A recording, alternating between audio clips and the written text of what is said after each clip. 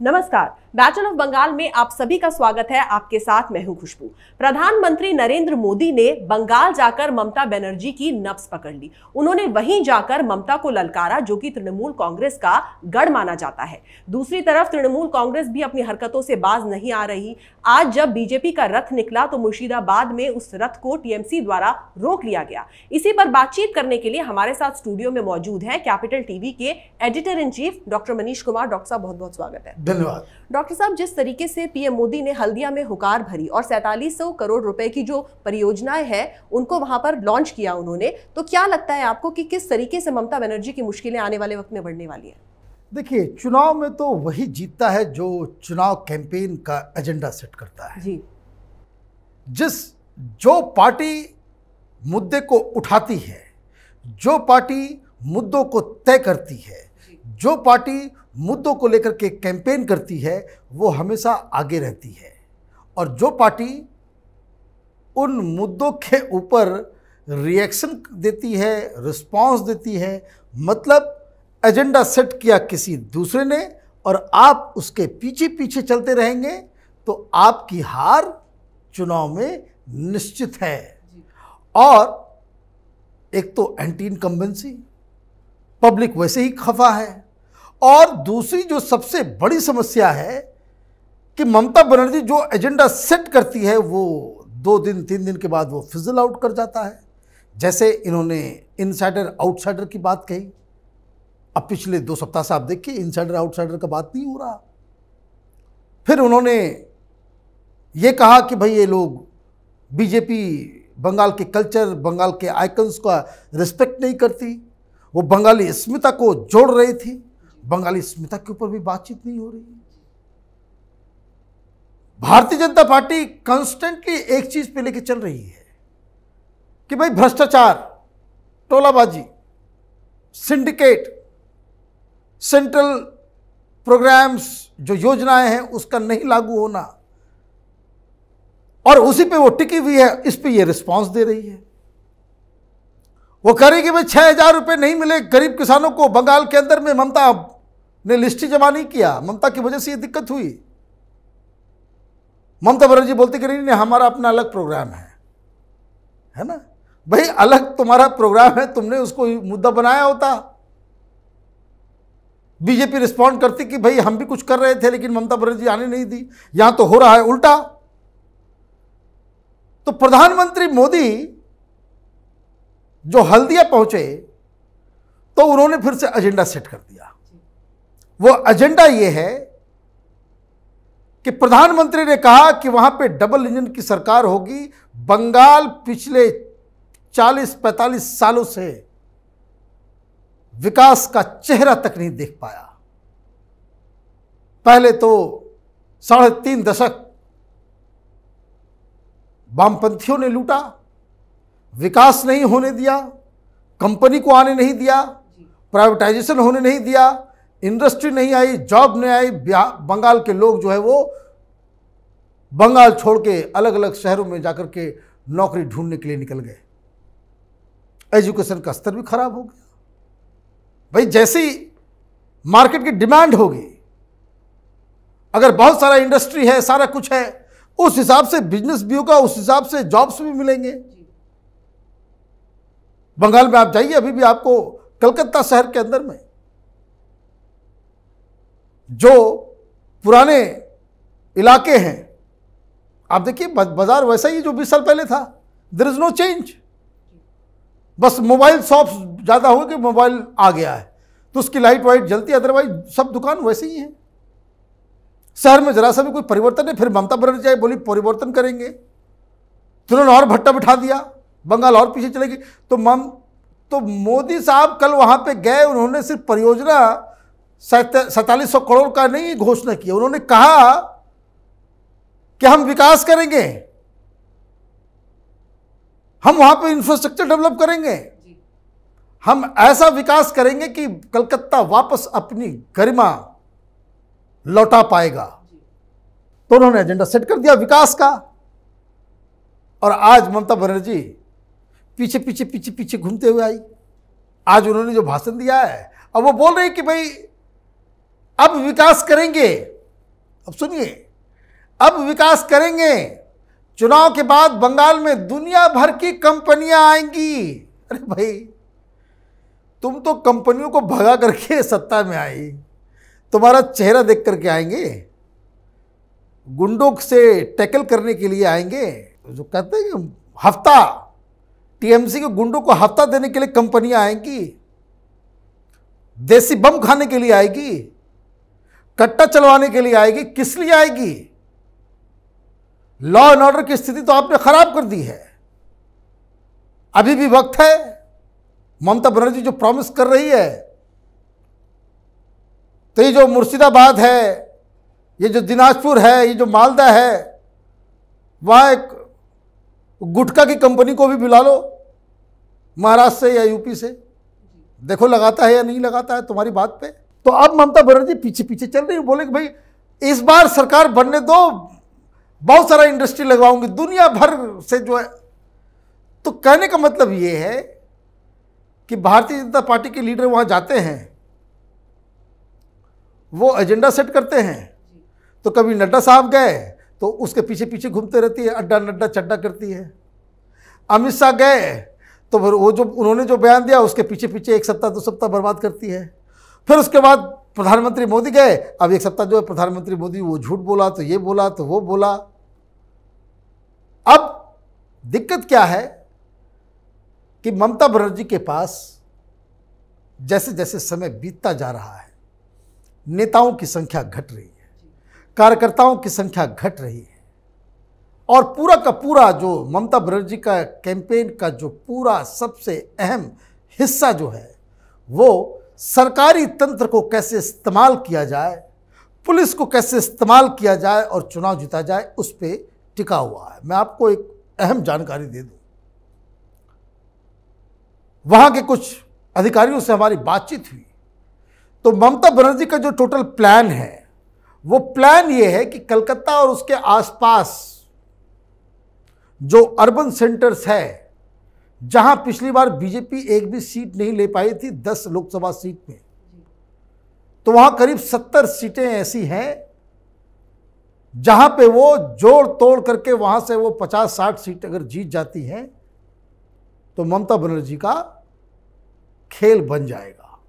ये उनके कैलकुलेशन का हिस्सा है, ये उनके कैलकुलेशन का हिस्सा है। और इसलिए ममता बनर्जी का पूरा फोकस कौन से पुलिस अधिकारी को कहां लगाया जाए इसके ऊपर है। तो आप देखिए कि क्या किस हिसाब से ममता बनर्जी का कैंपेन शुरू होने से पहले ही फेल हो गया है, क्योंकि वो तो रिएक्शन में चल रही है, पीछे पीछे चल रही है। ममता के खिलाफ माने रोज नई चीजें हो रही हैं। अब आप देखिए द्वारे द्वारे जो कैंपेन जो उन्होंने चलाया, कहाँ उसका कोई आपके पास कोई जानकारी? वो ऑलमोस्ट वो फिजल आउट कर गया, वो फिजल आउट कर गया। ये इस तरह की पार्टी जिसके सिर्फ एक नेता, एक परिवार की पार्टी, वो कार्डर पार्टी की तरह अगर बिहेव करना चाहती है तो ये सब दिक्कतें आती हैं। जब आपके लोकल लीडर्स जो आपको छोड़ के चले जाए तो काफ़ी दिक्कत होती है। वही दिक्कत ममता बनर्जी के सामने है और वो ममता बनर्जी के लिए काफ़ी नुकसानदेह साबित होने जा रहा है। डॉक्टर साहब, जब भी प्रधानमंत्री नरेंद्र मोदी किसी पर वार करते हैं, जो उनका जो वार करने का तरीका होता है बहुत ही दिलचस्प होता है। पहले उन्होंने ये कहा कि बंगाल के अंदर आसौल परिवर्तन की ज़रूरत है। उसके बाद उन्होंने साथ ही साथ ये भी कहा कि फुटबॉल की भाषा में समझाना चाहूँगा बंगाल के लोगों को कि ममता बनर्जी सरकार ने बहुत सारे फाउल किए हैं। वो बिल्कुल सही उन्होंने कहा कि ये जो परिवर्तन का जो स्लोगन था वो ममता बनर्जी लेकर के आई थी, तो परिवर्तन तो हुआ नहीं। तो मोदी जी ये कह रहे हैं कि असली परिवर्तन माने असली परिवर्तन वो बीजेपी लेकर के आएगी। और ये आप समझिए कि जो सबसे बड़ा आपका ढाल है, आपकी राजनीति का जो एक एक पिलर्स है, उसको भारतीय जनता पार्टी ने पिछले 2-3 महीने में कायदे से उसको तोड़ के तहस नहस कर दिया है। नंदीग्राम में बीजेपी का लीडर ममता बनर्जी को चैलेंज कर रहा है। ये तो राजनीतिक हार वहीं पे हो गई। ये ठीक वैसा ही है कि आप गुजरात में जाकर के प्रधानमंत्री मोदी को चैलेंज करें। ये तो उनका गढ़ है, वहीं से उन्होंने शुरुआत की। बनारस में कोई करते कोई बात अलग है, लेकिन गढ़ में जाकर के कोई उसको चुनौती दे दे तो खत्म। देखिए, जो केस स्टडी है अमेठी का, वो तो 2014 में ही राहुल गांधी हार चुके होते। आपने राहुल गांधी जो प्रधानमंत्री का एक उम्मीदवार है, एक नेशनल पार्टी का अध्यक्ष है, उसके गढ़ में जाकर के आपने बस चुनौती दे दी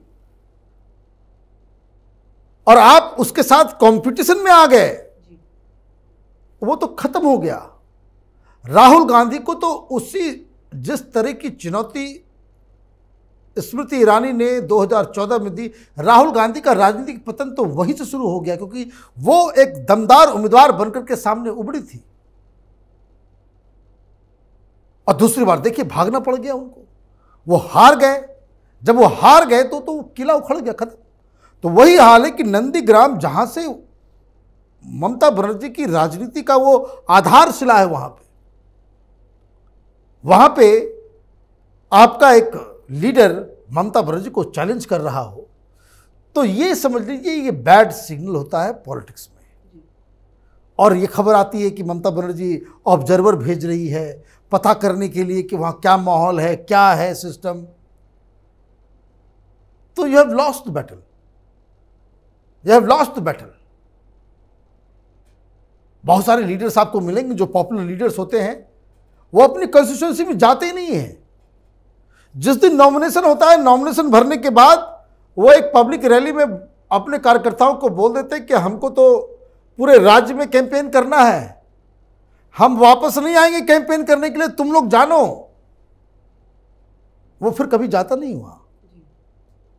आपने देखा है कि गुजरात से जहां प्रधानमंत्री चुनाव लड़ते हैं अपने चुनाव क्षेत्र में, वो कैंपेन करने जाते नहीं जाते? क्यों नहीं जाते? वो एक ही बार वो नॉमिनेशन के दौरान वो कह देते हैं। तो ये जो हालत हो रही है ममता बनर्जी की, तो ममता बनर्जी के लिए संकेत तो कोई भी पॉलिटिकल ऑब्जर्वर जो जिन लोगों ने चुनाव अब तक देखा है मैन्युटली, अगर वो न्यूट्रल है, अनबायस्ड है, वो इनके कैंपेन का, पूरा उनके भाषण का और बीजेपी से अगर उसको कंपेयर करेगा ऑन टेबल, उसको बंगाल जाने की भी जरूरत नहीं है। वो यहीं बैठे बैठे वो बता देगा कि खेल जो है ममता बनर्जी के लिए वो खराब होता चला जा रहा है। जी, और डॉक्टर साहब, जो फजीहत हो रही है तृणमूल कांग्रेस की बंगाल के अंदर, उसका एक बड़ा कारण है जिस तरह की अटैकिंग स्ट्रैटेजी रहती है तृणमूल की, लेकिन उसके बाद भी जो है सुधर नहीं रही है पार्टी, और जिस तरह से आज भी बीजेपी के रथ को रोकने की कोशिश की गई मुर्शिदाबाद में। देखिए, जब पार्टी हारने लगती है जी, वही वॉयलेंस करती है। जब आप क्रिकेट खेलते हैं गांव वगैरह में, जो टीम के बीच में, कॉलेज के बीच में, कहीं पे भी, तो अगर झगड़ा होता है तो झगड़ा वो होता ही उस वजह से है कि जो टीम हार रही होती है वो बवाल मचाना चालू कर देता है। तो वही हाल तृणमूल कांग्रेस की है। अभी जो बवाल मच रहा है, देखिए, अब रथ यात्रा बीजेपी निकाल रही है, तो इसका जवाब पॉलिटिकल मोबिलाइजेशन का जवाब तो पॉलिटिकल मोबिलाइजेशन से होना चाहिए। उन्होंने रथ निकाला, आप छोटे छोटे रैलियां कीजिए, आप रोड शो कीजिए। 5 रथ उन्होंने निकाला, आप 10 करें। तब तो ये पॉलिटिकल मोबिलाइजेशन का जवाब पॉलिटिकल मोबिलाइजेशन से है। इनकी दिक्कत क्या है तृणमूल कांग्रेस की कि कोई लोकल लीडर को आप सामने आने देना नहीं चाहते। भाई 5 रथ चल रहा है तो 5 लीडर चला रहे हैं ना उसको, लोकल पार्टिसिपेशन हो रहा है, लोकल लीडर्स उसको ये कर रहे हैं। आपके साथ दिक्कत क्या है कि आप किसी और को हीरो बनने देना नहीं चाहते। वहां कोई लीडर बड़ा ना बन जाए अभिषेक बनर्जी से, इसकी पूरी स्ट्रेटजी उसी पे तहत रहती है।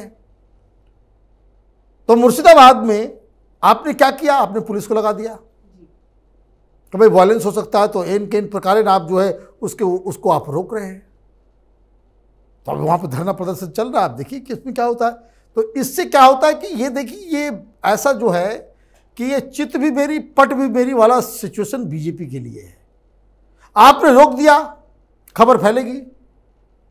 मुर्शिदाबाद में तो बहुत 70% मुस्लिम्स हैं, वहां उनका कुछ नहीं बिगड़ेगा। वो तो नॉन बीजेपी पार्टीज का गढ़ है, वहां बीजेपी को कुछ होने वाला नहीं है।